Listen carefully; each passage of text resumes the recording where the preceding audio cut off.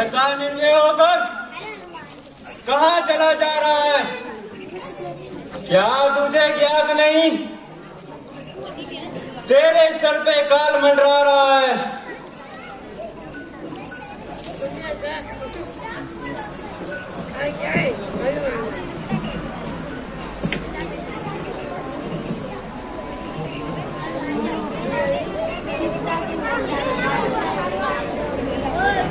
भाई, मैं जिस काम के लिए आया हूँ उसके सामने तो जान भी कोई चीज नहीं। भाई, मालूम होता है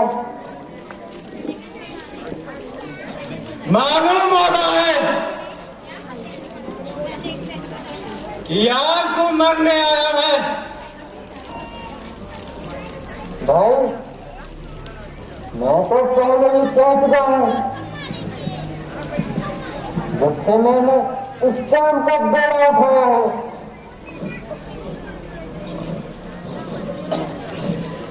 तब से प्रश्न पर ताला लगाया है। आखिरकार मुझे ज्ञात हो गया कि तेरा कौन सा काम है। मुझे तो केवल माता सीता से मिलना है।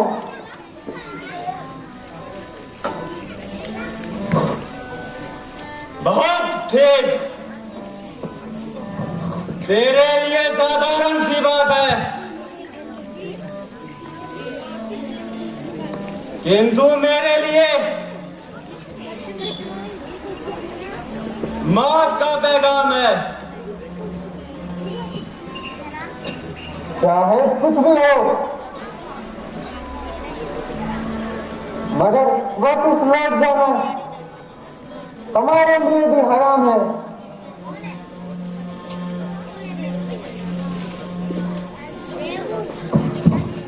इस तरह कहाँ जाता है?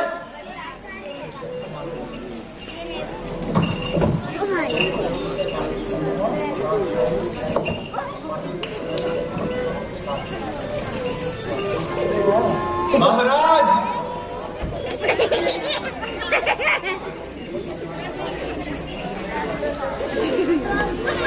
महाराज, आप तो श्री राम के दूत तो नहीं? हाँ, मैं श्री राम का ही दूत हूँ। अब मेरा रास्ता छोड़कर अपने प्राण बचाना चाहता है या फिर प्रहलाद को जाना चाहता है। बस महाराज, अब और न मारना।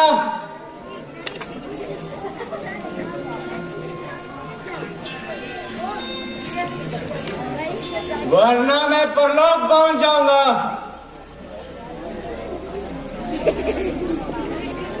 अच्छा, तो यही बात है, तुम मेरे रास्ते से हट जाओ। लीजिए, मैं चला जाता हूं।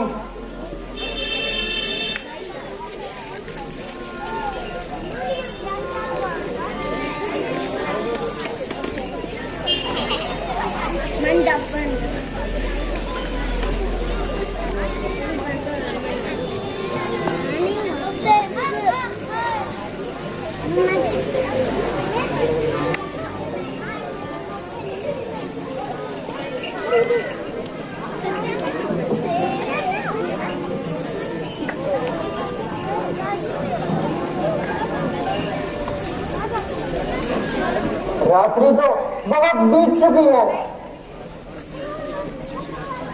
प्रातः काल होने में तो बस कुछ ही समय शेष है। बाकी जगह तो मैंने कोने कोने छान मारा, सारे घर ढूंढ लिए,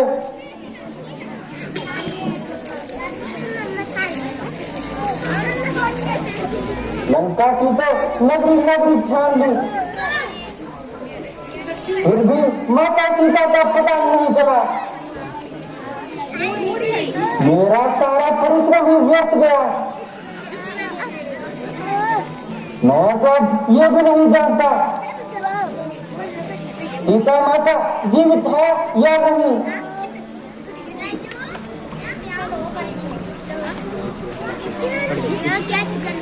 आखिरकार मुझे प्रातःकाल होने से पहले ही माता जी का पता लगाना होगा, नहीं तो चारों ओर शोर मच जाएगा और मैं यहाँ से कदापि बाहर नहीं जा पाऊंगा।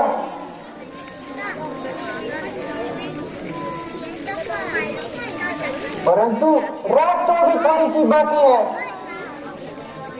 वहां खड़े खड़े सोचने से थोड़ी ना कोई लाभ होगा। अब मैं थोड़ी दूसरी ओर देख लेता हूँ, शायद मुझे पता लग जाए।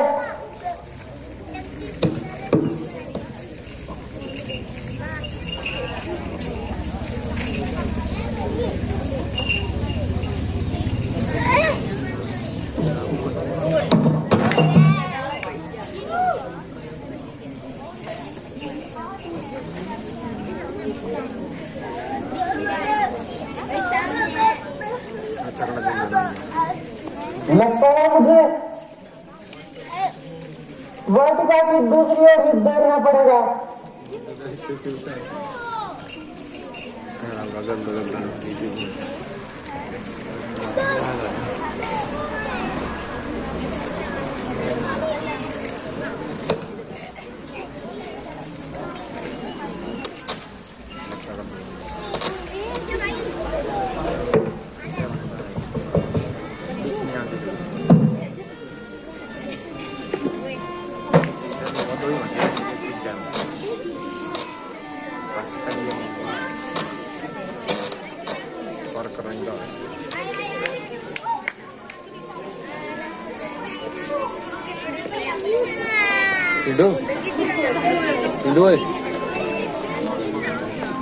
हे परमात्मा,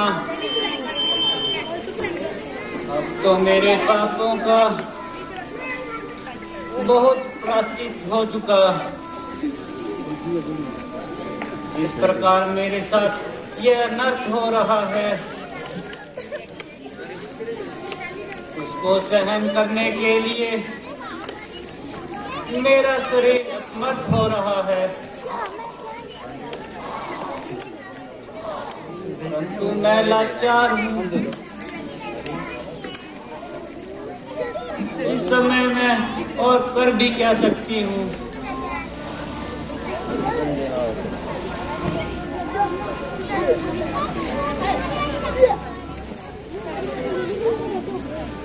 मैं अन्याय भरा जीवन व्यतीत कर रही हूँ। हे नाथ, मुझ पर दया कर।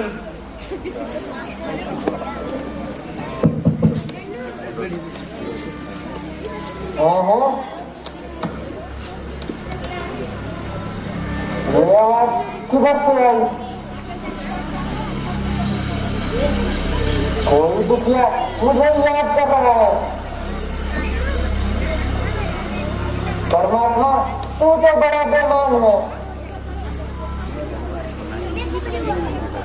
मेरे मन से आवाज आती है,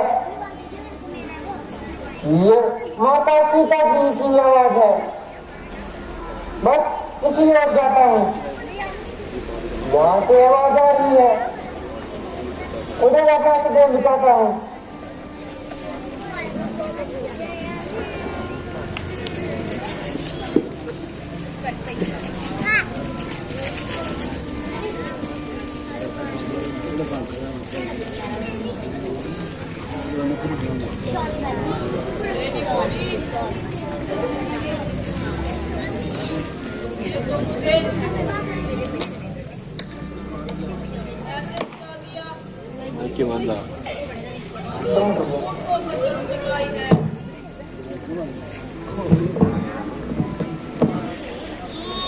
मैं नहीं खाती।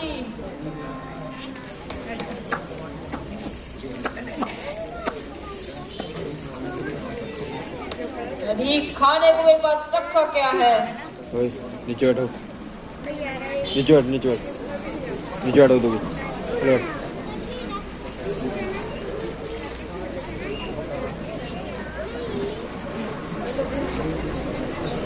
अरे तेरा सत्यानाश हो।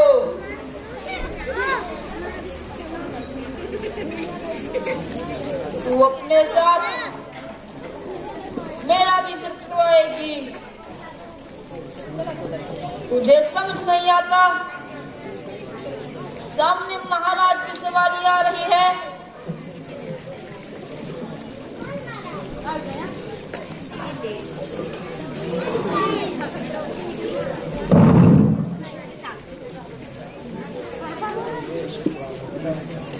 अरे मैं क्या करूं? उसको तो मौत भी नहीं आती।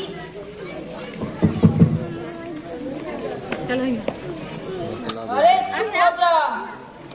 मेरे को लगता है कि तू अपने साथ मेरे को भी महाराज से तो आएगी।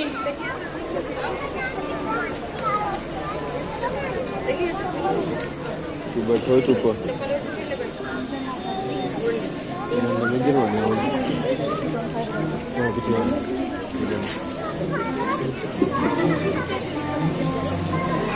नहीं, ऐसा कुछ नहीं है। हम महाराज के सेवक हैं। और रिमूव कर दे, दूर सेंटर चाह दूर उनकी सारी आज्ञा मानेंगे। अब तुम चुप हो जाओ। महाराज आ रहे हैं।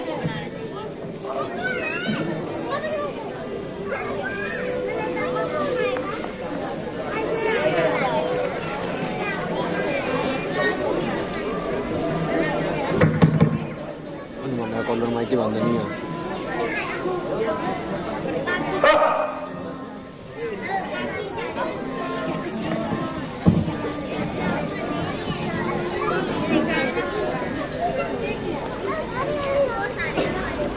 सीता,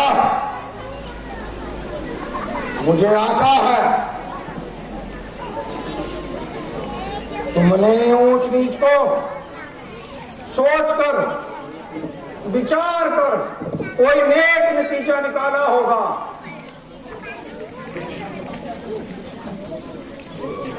ओ अधर्मी, ना जाने तेरा यहाँ से कम मुंह काला होगा। प्यारी, परमेश्वर के वास्ते तू मेरी दशा पर रहम कर। ओ जालिम, परमेश्वर से डर और अपनी शक्ति को कम कर।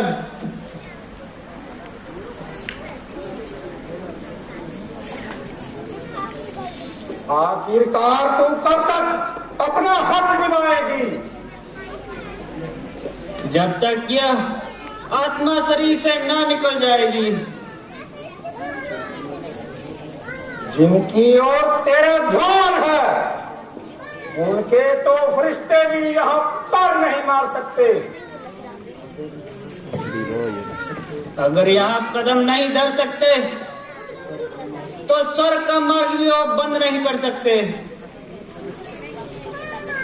मुझे तो तुम्हारी दशा पर दया आती है।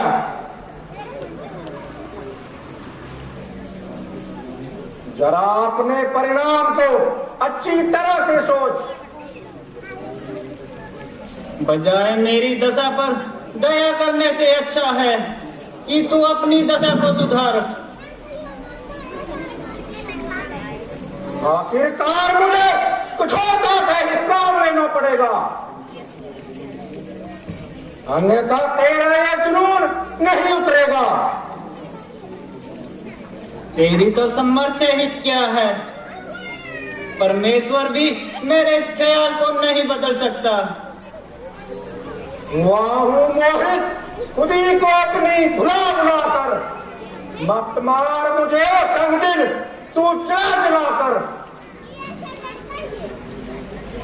खड़ी सिराने मौत ये कहती है, दिल तेरा हिला हिला कर ना पाएगा सुख कभी भी तो हरगिज किसी को इतना जला जला कर। नहीं तू समझी कि कौन हूं मैं, डराती तू मुझे आंसू बहा बहा कर। देखने खंजर समाचार भी तेरे टुकड़े बना दूंगा यही कुत्तों को खिला खिला कर। ओ पापी तू इतना ना ऐंठ, किसी को इतना सता सता कर, यह तेरे बल सब निकाल देगी चरक चरक पर चढ़ा चढ़ा कर। सीता तू फूल है मगर तुझ में तू नहीं। तू विद्वान है मगर तुझ में इंसानियत की खू नहीं। तेरे पहलू में दिल नहीं बल्कि पत्थर का एक टुकड़ा है। हाँ हाँ वो पत्थर का टुकड़ा ही अच्छा है। तेरे जैसे भ्रष्ट दिलों से एक एक बूंद की जगह मानो जहर भरा हुआ है। तो इतना विद्वान होने के बावजूद इतना मूर्ख ना कहलाता। बस ओ बादलगाम, जरा अपनी जुबान को थाम। मैंने अपनी जुबान को बहुत संभाला और आज तक मुंह से एक शब्द ना निकाला। जो कुछ तूने कहा वो मैंने ठंडे दिल से सहा, मगर अब ये तेरा व्यवहार मुझसे बिल्कुल भी सहा नहीं जाएगा। सीता तू सौदा ही ना बन। तू राजा होकर इस तरह अन्याय ना बन। मैं हैरान हूं आज मेरा ये खंजर क्यों बेकार हो गया, जबकि मेरी शान में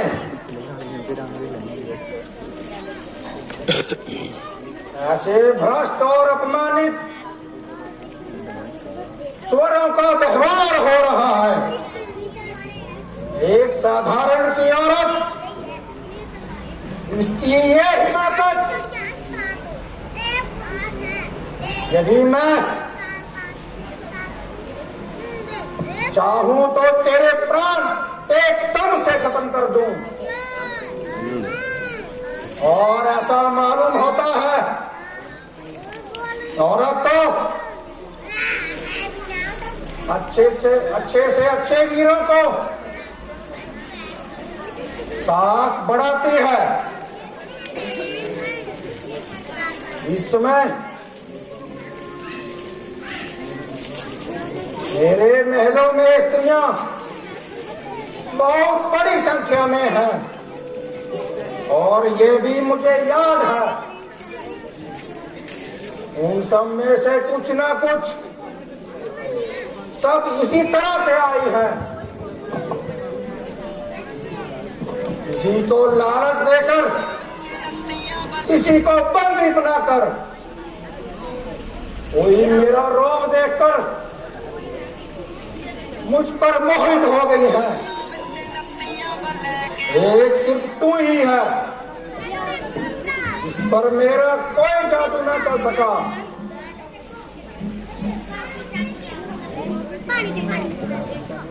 याद होता है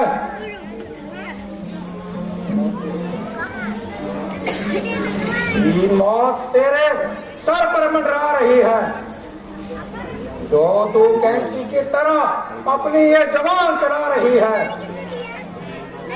ओ निर्लज, ओ पापी आत्मा, तेरी थरथराती हुई ये जीभ स्पष्ट बता रही है कि तेरे भीतर तेरे लिए सदाए मलामत आ रही है।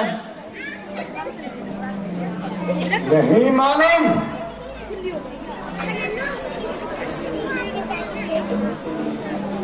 अब तेरी नरम गुस्तान होवेगी। समझ जा, मान जा, वरना बहुत ही खूंखार होवेगी। ना मालूम कब तेरी एक कदम तकरार होएगी। तो अब सुन ले कि मेरी इनकार होएगी। तेरी जैसी बहुत सी सर्कसों को आजमाया है। मेरे कदमों में तो आखिरकार तू कब कुर्बान होवेगी। दो ही चीजें हैं जो लग सकती है सीता की गर्दन से, भुजा रघुवर की होगी या तेरी तलवार होएगी।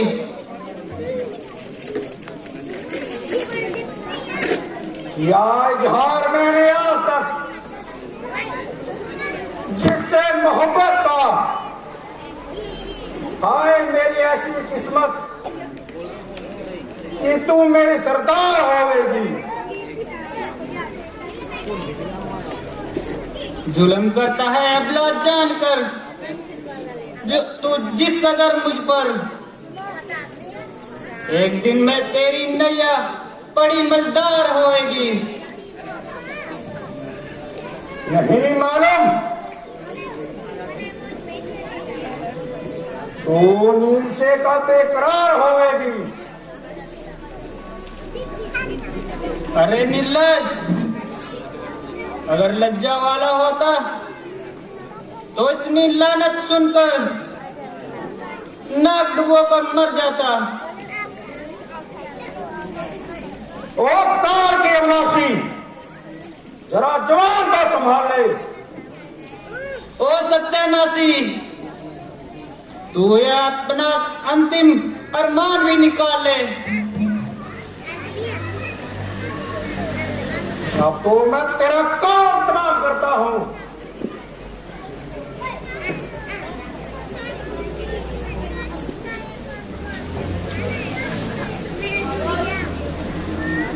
शांति से काम लीजिए और तलवार को अपने ध्यान में कीजिए। सिख पर केवल शस्त्र चलाना आप जैसे शूरवीरों के खिलाफ है।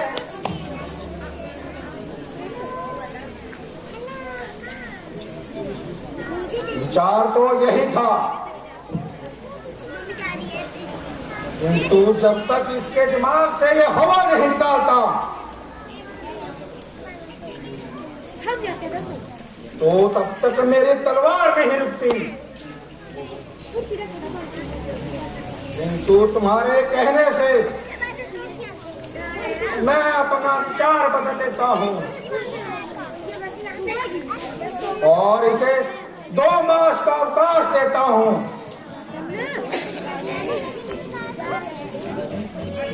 जो तुझको 2 महीने पीछे करना है वो आज ही कर ले। मेरा जवाब यही होगा।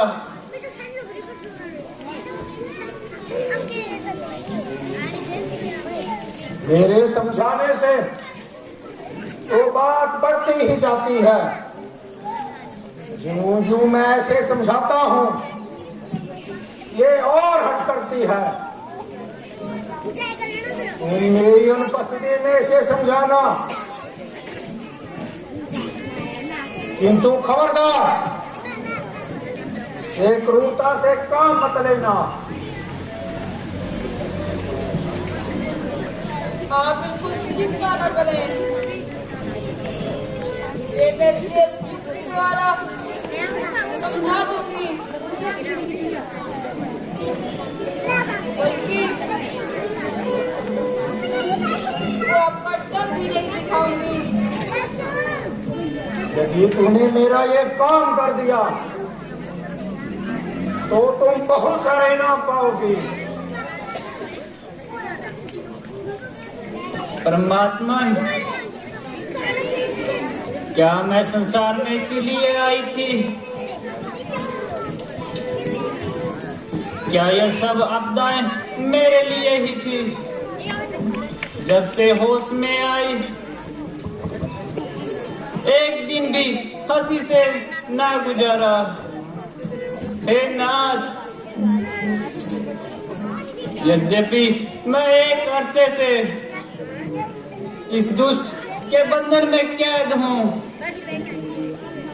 परंतु मुझे ये उम्मीद है कि परमात्मा मेरा रक्षक है।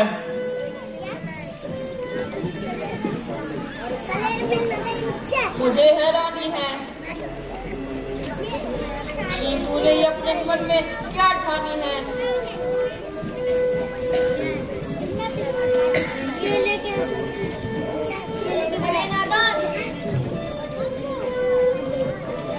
महाराज आनंद से तेजस्वी और प्रतापी राजा को छोड़कर तू किसके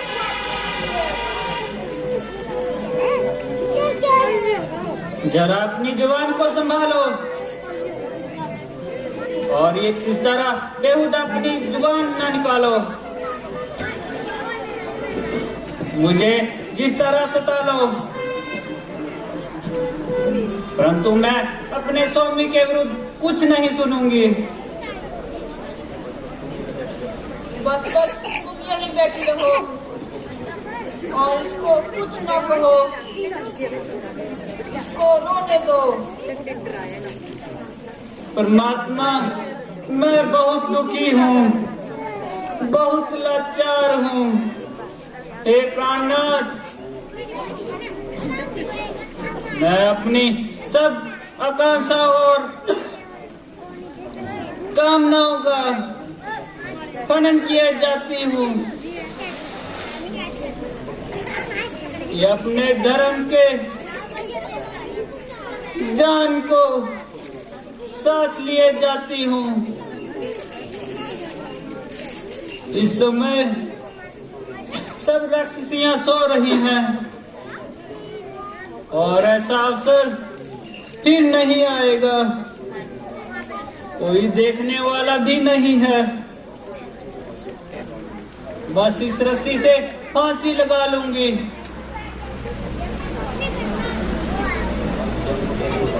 और भगवान को प्यारी हो जाऊंगी।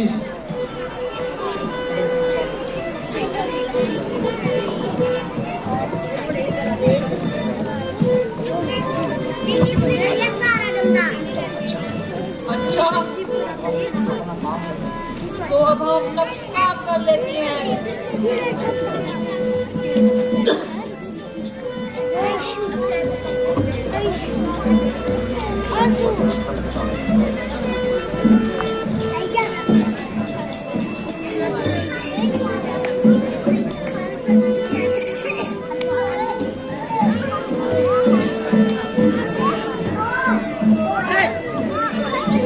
मेरा दोस्त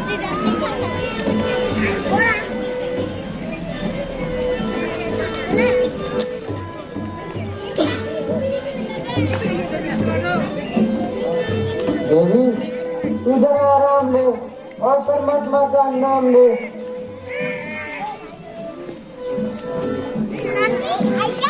है?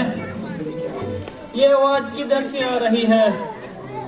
इस पाप भूमि पर ये पवित्र आत्मा कौन है?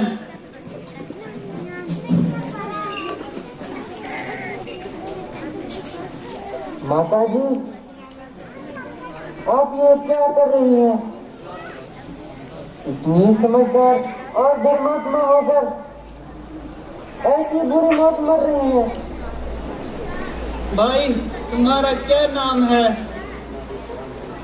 तुमसे न जान है न पहचान है। माता जी, मैं भगवान रामचंद्र जी का एक छोटा सा सेवक हूँ और मेरा नाम हनुमान है। मगर मैंने तो तुझको कभी भी उनके पास नहीं देखा। निसंदेह आपका कहना बिल्कुल उचित है। आपकी उपस्थिति में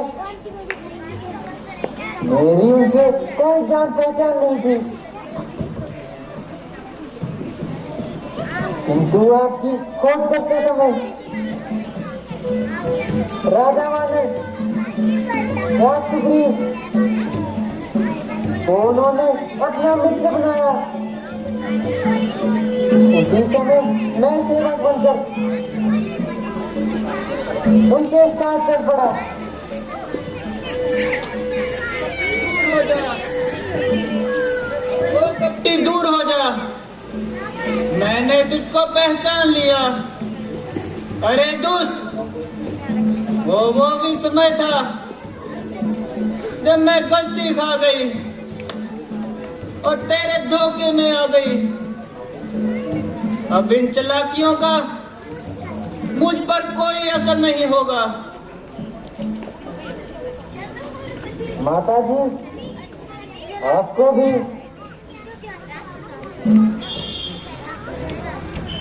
भी वहम है, परंतु आपके विश्वास के लिए मेरे पास रामचंद्र जी की एक खास निशानी है। लीजिए और इसकी पहचान कीजिए।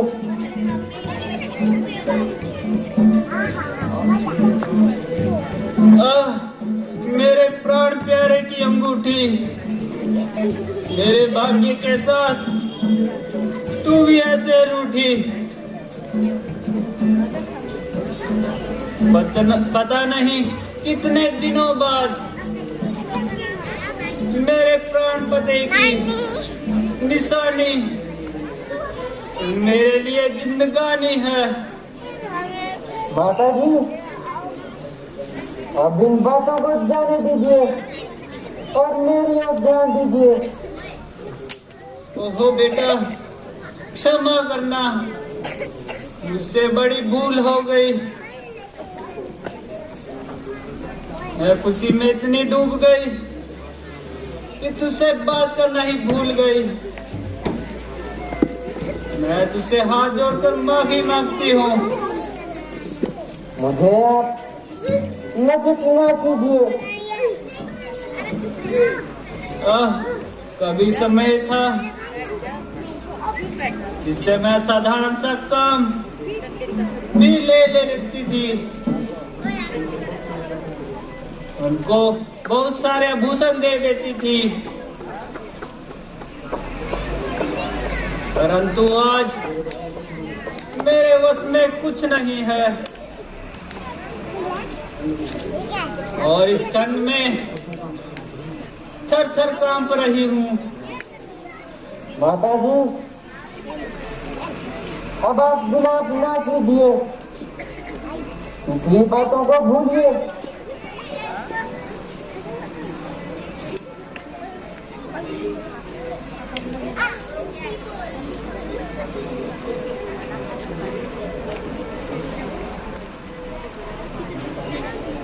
मैं वानरराज द्वीप का एक बच्चा सिर हथेली पर रखे मारने को तैयार है, क्योंकि मुझे अब वापिस जाने की जल्दी है और यहाँ पर ठहरना मेरे लिए खतरे से खाली नहीं है।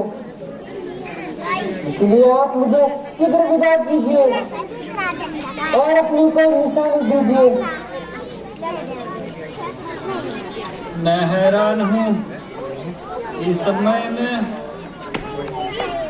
तुमको अपनी क्या निशानी दूं? गरीबी का तो ये हाल है, शरीर ढकने के लिए कोई वस्त्र नहीं है, परंतु इस समय मेरे पास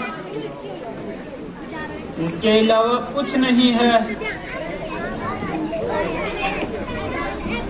जब मैं आई थी तो ये चूड़ामणि ही साथ लाई थी। तुम ये ले जाओ और मेरे स्वामी को दिखा दो।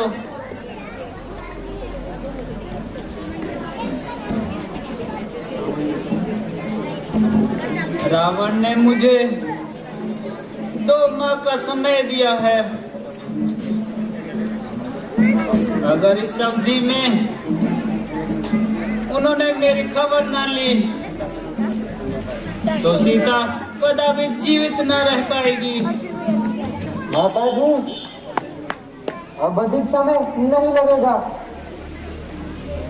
कुछ दिन इंतजार कीजिए, अन्यथा मेरे साथ चलिए। मैं तुम्हारी मेहरबानी मानती हूँ, परंतु प्राय मनुष्य के साथ जाने से असमर्थ हूँ। जाऊंगी तो अपने पति के साथ, अन्यथा यहीं मर जाऊंगी। बहुत अच्छा, मुझे जाने की अनुमति दीजिए।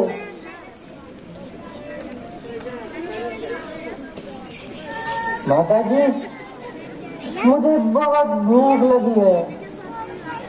मैंने कई दिनों से कुछ भी नहीं खाया है। अगर आपकी आज्ञा हो तो मैं इस बाग से कुछ फल तोड़कर खा लूं। मेरी ओर से तुझे सब प्रकार का अधिकार है, किंतु बेटा इस बात का ध्यान रखना, यहाँ बहुत से राक्षस हैं। इनकी तो आप परवाह ही ना करें, केवल आपकी आज्ञा है। बेटा मेरी आज्ञा तेरे साथ है। आप एक जगह खड़े हो जाओ। सही है, आंटी के पास जाके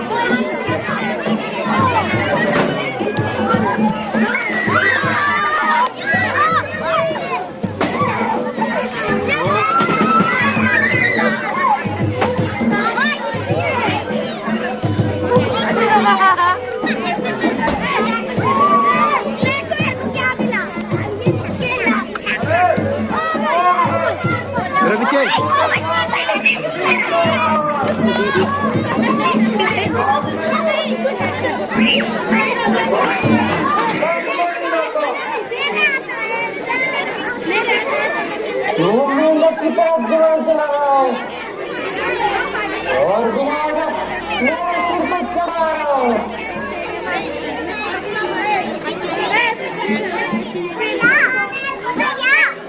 क्या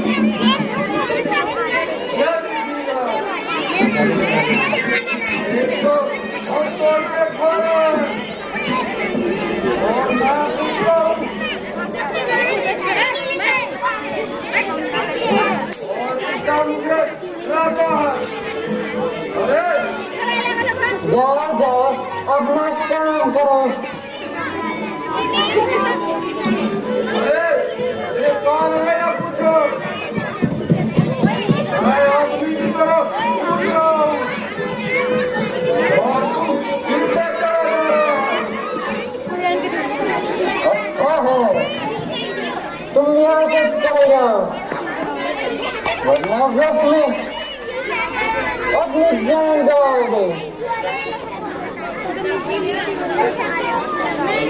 अरे हमको बहुत भारी लगा है। हमें बता कि हमने ऐसी कौन सी बात कह दी कि हमारी मौत आ गई।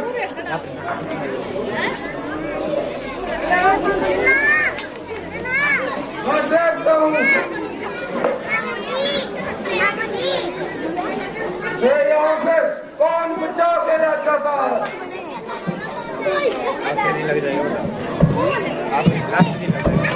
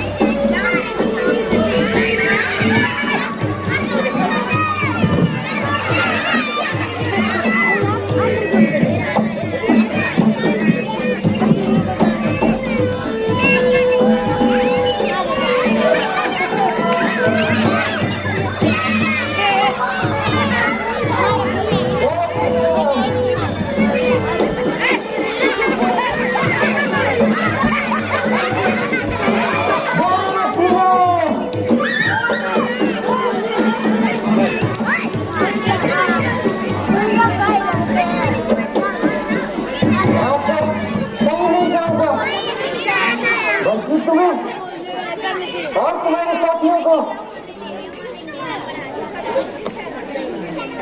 यमलोक पहुंचाऊंगा। जय श्री राम।